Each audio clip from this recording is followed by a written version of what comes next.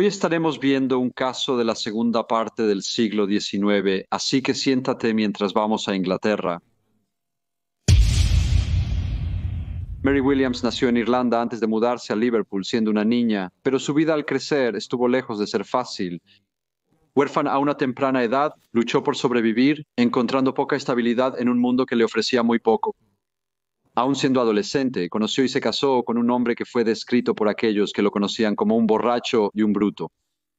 Alquilaron una casa en la calle Raleigh, en un barrio de clase trabajadora de Bootle, donde durante los próximos años Mary dio a luz a 7 hijos. Sin embargo, el violento temperamento de su esposo y su renuencia a proveer para la familia la dejaron con la carga de criarlos casi sola. La vida en aquel momento en Bootle era dura, especialmente en áreas empobrecidas como las calles Raleigh, que eran notorias por sus frecuentes brotes de peleas borrachas y disputas domésticas.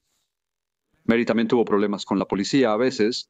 En 1872 fue condenada a 7 días de prisión por no pagar una multa que recibió por un desorden público.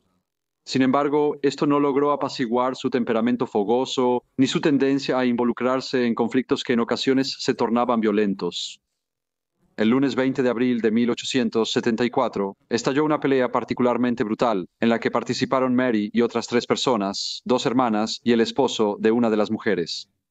No estaba claro qué provocó la alteración, pero dada la naturaleza volátil del vecindario, podría haber surgido de un rencor de larga data, un desacuerdo ebrio o incluso un simple malentendido que escaló rápidamente. Durante la pelea, Mary fue brutalmente agredida. Las 2 hermanas y el hombre la arrastraron por el cabello y la golpearon mientras yacía indefensa en el suelo. De alguna manera logró liberarse y escapar, pero el ataque la dejó hirviendo de rabia y con un deseo de venganza. A diferencia de algunos que podrían haber dejado pasar el incidente, Mary no era de las que dejaba una queja sin castigo. Su furia hervía a lo largo del día, fortaleciendo su determinación para vengarse. Esa noche el destino le presentó una oportunidad de venganza. Nicholas Manning, otro residente de la calle Raleigh, pasaba por su casa. Era el hermano de una de las mujeres que la habían agredido, y verlo aumentó su enojo. Sin dudarlo, agarró una palangana, salió de su casa y se la lanzó. Le golpeó directamente en la frente antes de estrellarse en el suelo. El señor Manning, sorprendido por el ataque, se volvió hacia ella tranquilamente e insistió en que no tuvo nada que ver con los incidentes previos y que jamás había agredido a una mujer. A pesar de sus protestas, la sed de venganza de Mary permaneció insatisfecha.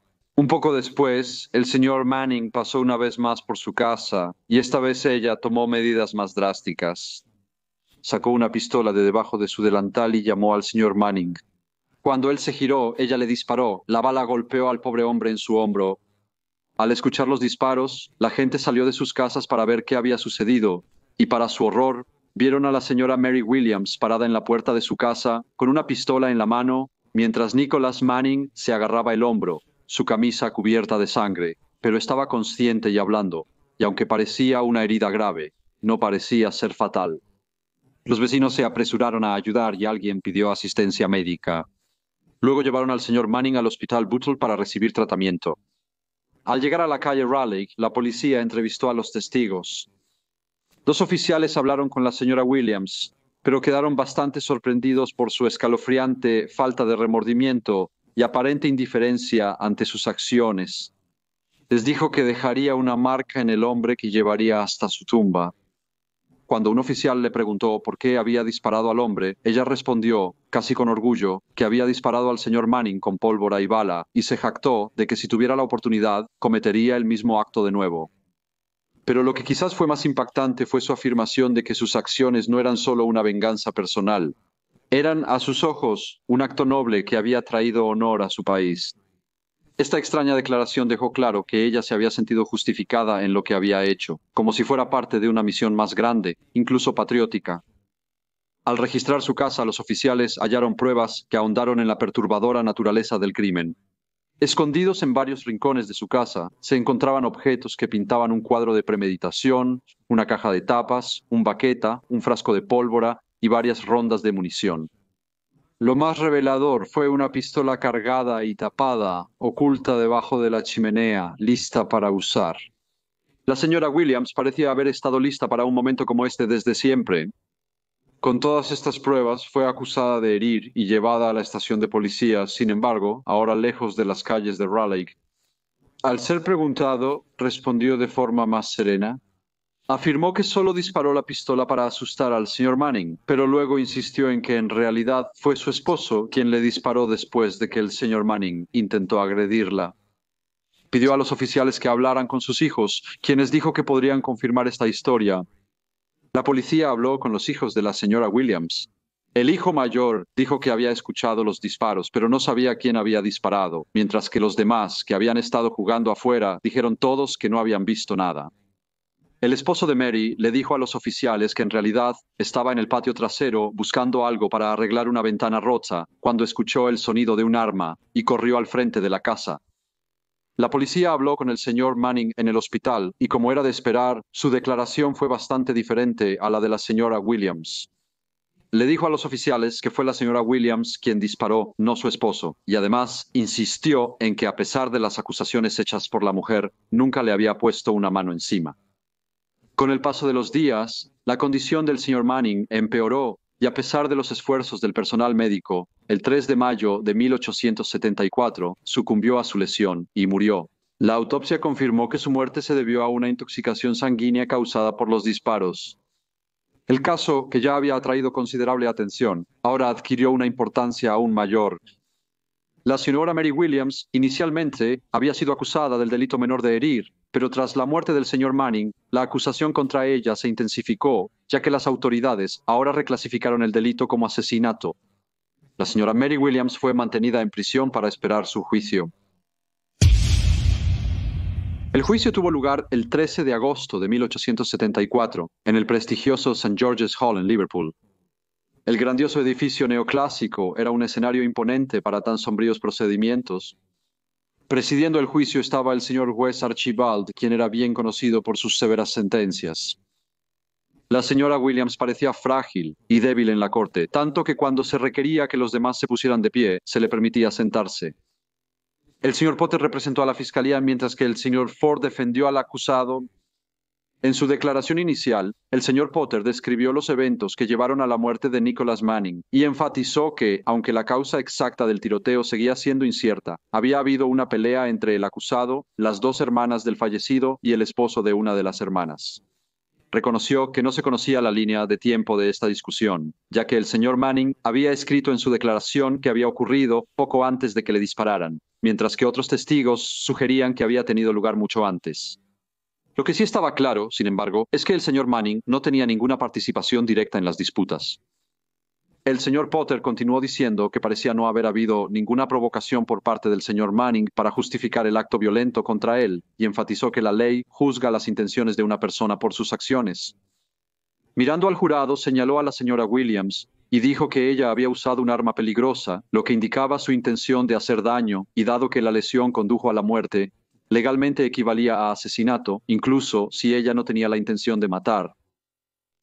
Mientras tanto, el señor Ford argumentó en defensa que el disparo que resultó en la muerte del hombre se realizó en un momento de imprudencia, no de premeditación. Según él, la señora Williams nunca tuvo la intención de matar al fallecido, sino que disparó el pistola al azar. El primer testigo fue un hombre llamado Thomas Morgan. Era un obrero que vivía en las calles de Raleigh y testificó que vio a la señora Williams de pie en la puerta de su casa. Cuando el señor Manning pasó, dijo que ella le gritó acusándolo de golpearla más temprano ese día. Agregó que el señor Manning parecía despreocupado, pero sí dijo que no había lastimado a la mujer, y continuó caminando cuando le lanzaron una taza o un recipiente que le golpeó en la cabeza y se estrelló contra el suelo. Cuando la defensa preguntó quién realmente lanzó este objeto, Thomas Morgan respondió que no lo sabía. A medida que el juicio avanzaba, se presentaron más testigos, algunos que vieron a la señora Williams lanzar los objetos y otros que escucharon los disparos y salieron apresuradamente de sus casas para ver qué pasaba. Sin embargo, el motivo de la señora Williams siguió siendo un misterio. ¿Fue esto un estallido espontáneo de ira o había un problema más profundo y sin resolver entre ella y el señor Manning? Cuando el juez hizo su resumen, reconoció que había una posibilidad de que Mary solo tuviera la intención de intimidar en lugar de disparar al hombre, y le indicó al jurado que tenían la opción de emitir un veredicto de homicidio involuntario si creían que este era el caso. No obstante, aseveró que si estaban persuadidos de que ella tuvo el propósito intencional de matarlo, debían declararla culpable de homicidio. Luego envió al jurado a deliberar. Cuando regresaron, anunciaron su veredicto. Encontraron a la acusada, señora Mary Williams, culpable de asesinato. Hubo un silencio repentino en la sala del tribunal antes de que el juez volviera a hablar. Pronunció una severa condena, etiquetando a la señora Williams como una mujer de naturaleza violenta e imprudente. Indicó que ella actuó sin provocación, apuntando intencionalmente el arma a la víctima. Enfatizó que el trágico desenlace del incidente fue completamente debido a sus acciones. Luego la condenó a muerte. En los días siguientes hubo esfuerzos significativos para obtener un indulto para Mary. Muchos pensaban que ser madre de 7 hijos debería garantizar cierta clemencia. El alcalde de Bootle intentó conmutar su sentencia de muerte. Se inició una petición que fue firmada por 500 personas y enviada al secretario del Interior, un caballero llamado Richard Asherton Cross. Se afirmó que muchos más habrían firmado la petición si hubiera habido más tiempo. Al día siguiente se envió otra petición firmada por todos los jurados de la investigación, así como por el padre del hombre fallecido. Ambas peticiones dejaron claro que Mary Williams había sido sometida a una provocación significativa antes del crimen. Se afirmó que cuando la policía la detuvo el día del tiroteo, estaba en un estado terrible, su rostro estaba magullado e hinchado, ambos ojos estaban ennegrecidos, su ropa estaba rasgada y su casa destrozada por las ventanas rotas. Esta escena violenta, presenciada por las autoridades, fue el telón de fondo de la tragedia. Las peticiones también pintaron una imagen vívida de señor Manning, un hombre al que afirmaban haber aterrorizado el vecindario durante años, instigando peleas y causando angustia entre los residentes. Mary era solo una mujer que intentaba desesperadamente mantener unida a su familia, luchando por proveer a sus 7 hijos, en ausencia de cualquier ayuda real de su esposo. No tuvo más opción que confiar en su propia ingeniosidad, a menudo comprando leche al por mayor y vendiéndola en los muelles para llegar a fin de mes. A pesar del aparente tumulto en su vida personal, aquellos que la conocían creían que nunca había sido una persona violenta, y los eventos del asesinato se vieron como una reacción desafortunada y extrema a todo el abuso que había sufrido. El alcalde de Bootle había mostrado un interés personal en su caso, no solo por las preocupaciones humanitarias que planteaba, sino también porque creía que el delito cometido bajo tal provocación merecía cierta indulgencia. En su opinión, las acciones de la mujer no podían ser juzgadas únicamente por el horrible momento de violencia. Según él, el contexto más amplio de la vida de Mary, que había estado marcada por dificultades y abusos, era crucial para entender completamente su comportamiento. El secretario de Interior, el señor Cross, acordó revisar el caso y consultar con el juez, el señor Justicia Archibald. Mientras se revisaba su sentencia, Mary fue visitada por varios miembros de su familia, incluyendo a su hermana, su tía y su hijo mayor, un chico de 14 años de edad. Durante estas visitas, ella mantuvo su inocencia, insistiendo en que era su esposo, no ella, quien era responsable de la muerte del señor Manning. Algunos creen que podría haber algo de verdad en lo que ella dijo, ya que después de su condena, su esposo desapareció misteriosamente. La policía había lanzado una búsqueda para encontrarlo, aunque permanecía incierto si lo buscaban por abandonar a su familia o por un delito más grave. No obstante, su repentina desaparición avivó las especulaciones sobre la culpabilidad de la señora Williams, y la gente cuestionaba si se había hecho justicia. Con la señora Mary Williams encarcelada y su esposo en ninguna parte, los niños quedaron a su suerte. Privados de ambos padres y un hogar, no tuvieron más opción que depender de la parroquia para obtener apoyo. Sus fortunas ahora inciertas y dependientes de la caridad de otros, todos fueron enviados al asilo de trabajo de Walton, excepto el hijo mayor, que fue acogido por un pariente. La situación fue especialmente cruel para el hijo menor, un infante que había estado con la señora Williams mientras ella estaba encarcelada. Cuando las autoridades consideraron inadecuado que el niño se quedara con ella, el bebé también fue llevado al asilo de trabajo. Una investigación más profunda sobre el pasado de la señora Williams reveló una vida moldeada por la adversidad, el abandono y la lucha. Había perdido a su madre a una edad temprana, un golpe devastador que pronto fue seguido por otra traición. Cuando tenía solo 12 años, su padre abandonó a la familia para casarse con otra mujer, dejando a sus hijos sin apoyo ni estabilidad, y se vieron obligados a soportar las duras realidades de la vida solos. El matrimonio de Mary no había ido mejor y no era un refugio de su anterior desgracia. Supuestamente su esposo era abusivo y negligente, dejándola frecuentemente a su suerte y a la de sus numerosos hijos. Durante sus prolongadas ausencias, ella soportaba la pesada carga de proveer para ellos, sobreviviendo en la pobreza y enfrentando adversidades en cada momento. Sus luchas, sin duda, habían moldeado su vida en una mujer acostumbrada a las dificultades. Sin embargo, si también la habían llevado a cometer un asesinato, seguía siendo una pregunta polémica. Después de su juicio, surgieron nuevos detalles, generando nuevas dudas sobre el caso en su contra. Surgieron informes de que el difunto señor Manning supuestamente la había provocado en los momentos previos al fatal tiroteo. Esta revelación, que podría haber sido crucial para su defensa, nunca se mencionó durante el juicio. La omisión fue sorprendente. ¿Fue un fallo por parte de su abogado o se había ocultado deliberadamente esta información? La ausencia de este detalle clave dejó preguntas sin respuesta sobre la verdadera naturaleza del crimen y solo aumentó las especulaciones de que había más en la historia de lo que se había presentado en la corte. Con cada nuevo descubrimiento, el caso se volvía más complejo, cambiando la perspectiva de un asesinato a sangre fría a una de posible desesperación. Los hechos comenzaron a sugerir que las acciones de la señora Williams podrían haber sido impulsadas por circunstancias que eran mucho más complicadas de lo que inicialmente se entendía. ¿Era una asesina despiadada o una mujer forzada a tomar una decisión difícil bajo gran presión? Cuando el secretario de Interior terminó de revisar su caso, concluyó que no veía ninguna razón para la misericordia. A pesar de las peticiones, las súplicas de clemencia y las voces que habían hablado en su defensa, la ley se mantuvo firme. Su sentencia no sería conmutada y ella pagaría el precio final por su crimen. El 31 de agosto, Mary Williams fue llevada a la horca en la prisión de Kirkdale en Liverpool.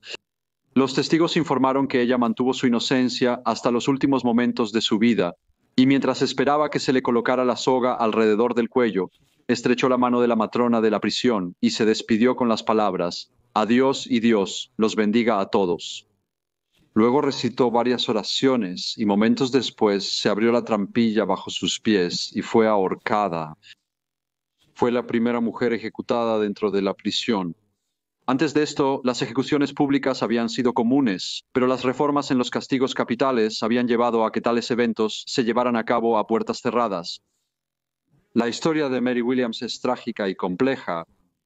Era una mujer que vivió una vida dura en un barrio difícil, rodeada de violencia y lucha. Si realmente tenía la intención de matar a Nicholas Manning o simplemente actuaba en el calor del momento, queda abierto a interpretación. No obstante, su historia es un recordatorio contundente de las duras realidades que enfrentaban las mujeres trabajadoras en la Inglaterra victoriana. Hola a todos y muchas gracias por escuchar. Como siempre, por favor, dejen cualquier comentario o retroalimentación que puedan tener y espero verlos a todos de nuevo en el próximo Briefcase.